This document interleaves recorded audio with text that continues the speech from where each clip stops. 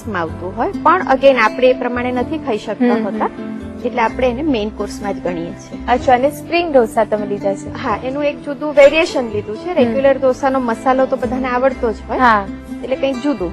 Okay. કેટલી વારમાં બને છે? ઢોસા બનાવવા માટે પહેલા એનું બેટર તૈયાર કરીને રાખવાનું હોય છે અને એને આથો આવવા દેવાનો હોય છે, અને પછી તો બનતા બહુ વાર નથી લાગતી.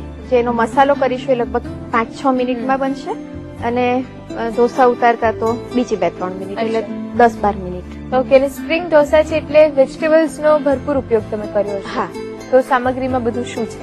ઢોસાનું પહેલા તો બેટર બનાવેલું છે એ લઈશું, અને સ્પ્રિંગ ઢોસા કરવાના છે એટલે એના માટે બધા શાકભાજી, જેની અંદર કોબીજ છે, ગાજર છે, 3 કલરના કેપ્સિકમ છે, કાંદા છે, એ લઈશું. અને એના લગતા રોજિંદા મસાલા, તેલ છે, બટર છે કે કોથમીર, આદુ, મરચા. ઓકે, તો ચાલો શીખવી દો સ્પ્રિંગ ઢોસા. ચોક્કસ. ગેસ ચાલુ કરીશું. સૌથી પહેલા સ્પ્રિંગ ઢોસાનો મસાલો બનાવીશું. ઓકે. સ્પ્રિંગ ઢોસાનો મસાલો બનાવવા માટે 1 ચમચી તેલ લઈશું. મેઇન સ્પ્રિંગ ઢોસામાં 3-4 શાક જે વપરાતા હોય છે એ લેવાના હોય છે. ગાજર છે, કોબીજ છે, અને કેપ્સિકમ છે, અને કાંદા. કાંદા પણ મેં સ્પ્રિંગ અનિયન જ લીધેલી છે, લીલા કાંદા. તો તેલ જેવું ગરમ થાય તો પહેલા ડુંગળીને સાંતળી લઈશું. લગભગ લીલી ડુંગળી લીધી છે, 3 લીધી છે, અને બધું જ લાંબુ લાંબુ સમાર્યું છે. ડુંગળી થોડી ગુલાબી થાય, સ્પ્રિંગ અનિયન છે એટલે એને બહુ જ વધારે કુક કરવાની જરૂર નથી. એમાં ગાજર નાખીશું 1. એની સાથે પેલા કેબેજ નાખી દઈશું. લગભગ 150 ગ્રામ કોબીજ છે.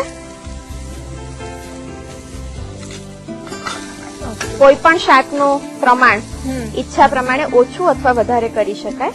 કેપ્સિકમ છે, જેને બી પાતળી સ્લાઇસ કરી લીધી છે. લીલા કેપ્સિકમ, એ જ રીતે લાલ અને પીળા કેપ્સિકમ પણ લઈએ છીએ.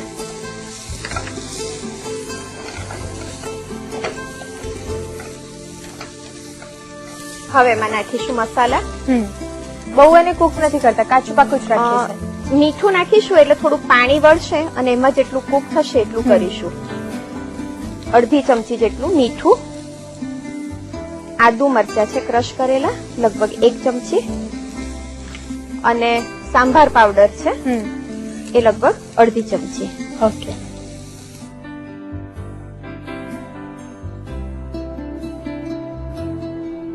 એને થોડીક વાર માટે ધીમા તાપે કુક થવા દઈશું. એને એકદમ કાચું પાકું નથી રાખવાનું, કારણ કે જે ઢોસાની કન્સિસ્ટન્સી છે એની સાથે આ મેચ થઈ જવું જોઈએ. ઓકે, સાવ છૂટું પડે એવું નહીં, એટલે એને થોડુંક એ રીતે કુક થવા દેવાનું છે. મસાલો તૈયાર થઈ ગયો છે. ગેસ બંધ કરી દઈશું. ઢોસાનું બેટર તૈયાર કરીને રાખેલું છે, અને ઢોસાનું જે ખીરું કહીએ જે બનાવ્યું હોય એને 6 થી 8 કલાકનો આથો આવી જાય એ પછી વાપરવામાં આવે છે, જેમાંથી એક પોતાની ફર્મેન્ટેશનની સુગંધ શરૂ થઈ જાય પછી વપરાતું હોય છે. બેટર બનાવવા માટે સામાન્ય રીતે બોઇલ રાઈસ, જે હું બતાવવા માટે લઈ આવી છું, તો બોઇલ રાઈસ લેવામાં આવતા હોય છે. હા, જાડા. એને બોઇલ રાઈસ ઘણીવાર એવું લોકો કન્ફ્યુઝન કરતા હોય છે કે બાફેલા ચોખા લેવાના છે, પણ આપણે બાફવાના નથી. બાફેલા ચોખા બજારમાં તૈયાર આવતા હોય છે. એ ચોખાનો 2 ભાગ ચોખા અને 1 ભાગ અડદની દાળ, એ બંનેને જુદા જુદા પલાળી દેવાના હોય છે. 6 થી 7 કલાક ચોખાને પલાળવાના, અડદની દાળ તો 2-3 કલાકમાં પલળી જાય. એ પછી દાળને અને ચોખાને જુદા જુદા ક્રશ કરવાના હોય છે. પહેલા દાળ ક્રશ કરી લેવાની. દાળ ક્રશ કરતી વખતે એટલી એને ક્રશ કરવાની કે એનો કલર જે પેલ યલો જેવો હોય, પેલ વ્હાઈટ, એમાંથી એકદમ સફેદ દેખાવા માંડે. એટલું એમાં ફીણ ચડે, એરેશન થાય, જેના કારણે લાઇટ થતી જાય અને ફ્લફી થઈ જાય. તમારે 1 કપ જેટલી દાળ હોય તો જો એનું વોલ્યુમ તમે જોવા જાઓ તો લગભગ 3 કપ જેટલું થઈ જાય. એટલી એને વ્હીપ કરવાની, ક્રશ કરી લો. કરવાની જ છે, પણ એડિશનલ એ છે કે એને ક્વોન્ટિટી વધે, એનામાં હવા ભરાય, એટલા માટે ફરીથી ક્રશ વ્હીપ કરવાની છે. ઢોસા માટે પહેલા તવીમાં ગરમ કરવા ગેસ ચાલુ કરીશું. ઢોસાનું જે બેટર છે અડદ અને ચોખા એ બંનેનું કોમ્બિનેશન વાળું, એમાં મીઠું નાખીશું 5 ચમચી જેટલું મીઠું. ઢોસા જ્યારે સ્પ્રેડ કરીએ ત્યારે એનું બહુ જ ધ્યાન રાખવાનું હોય કે સેન્ટરમાં થી શરૂ કરી અને એને ફેરવતા ફેરવતા કિનારે સુધી આવવાનું હોય. જ્યાં ચમચો ફરી ગયો હોય ત્યાં રિપીટ ચમચો નહીં ફેરવવાનો, નહીતર બેટર ચોંટીને પાછું વળે. અને આવી ઘટ કન્સિસ્ટન્સી બેટરની રાખવાની હોય છે. તવી સહેજ ગરમ થઈ જાય એટલે બેટર નાખીશું.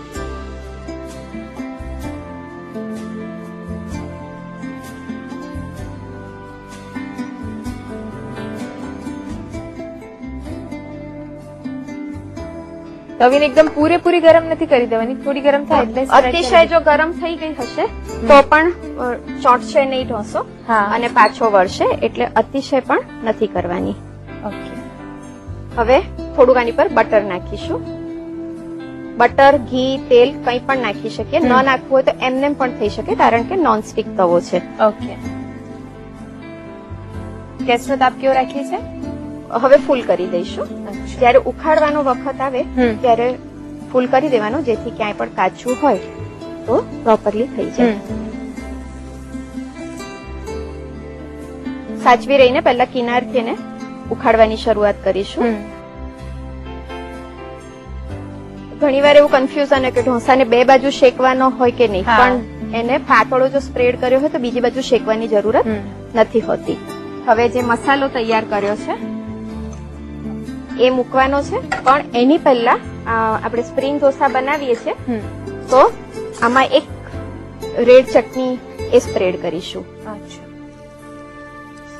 જેટલું તીખું ગમતું હોય એ પ્રમાણની સ્પ્રેડ કરીશું. ઓકે. હવે મસાલો મૂકીશું અને થોડીક કોથમીર પણ એની ઉપર મૂકી દઈશું.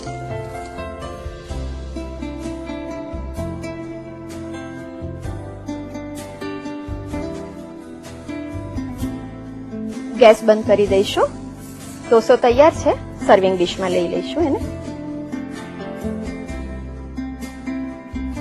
એને કટ કરી દઈશું. તો એક સરસ સિઝનલ વેજીટેબલનો સારો ઉપયોગ કરીને ઢોસાનો પ્રકાર બનાવ્યો તો રેડી છે સ્પ્રિંગ ઢોસા.